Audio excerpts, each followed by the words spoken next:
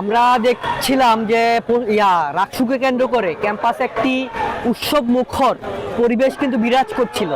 সেই মুহূর্তে পোষ্যকটাকে আবার ফিরিয়ে এনে ক্যাম্পাসের রাকসু কেন্দ্রিক যে অংশগ্রহণমূলক পরিবেশ সেটাকে কিন্তু নষ্ট করা হয়েছে এবং এই কাজটা রাজশাহী বিশ্ববিদ্যালয় প্রশাসন করেছে। রাজশাহী বিশ্ববিদ্যালয় প্রশাসন আজ থেকে 1 মাস আগে পোষ্যকোটা নিয়ে আমাদের বিভিন্ন সংগঠনের সাথে বসেছিল। সেখানে আমাদের বাম সংগঠনগুলোকে আলাদা করে ডাকা হয়েছিল। সেখানে আমরা কিন্তু সাফ জানিয়ে দিয়েছিলাম পোষ্যকোটা ফিরিয়ে আনার কোনো সুযোগ নেই।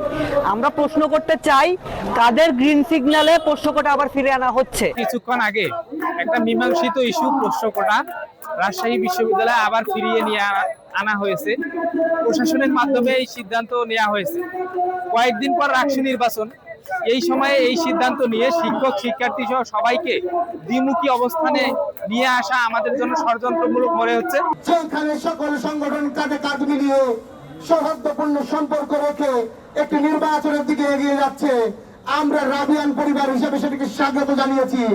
সেটিকে আমাদের ইউনিটিকে, ঐক্যকে বিনষ্ট করার নীল নকশা বাস্তবায়ন হচ্ছে এসি রুমের ভিতরে বসে থেকে। বিশ্ববিদ্যালয়ের শিক্ষকদের বলে দিতে চাই, জনগণের ট্যাক্সের টাকায় এসি রুমে বসে থেকে আপনারা প্রশাসক গবেষক সাজছেন, আপনারা গবেষণা করছেন না নতুন জ্ঞান অর্জনের।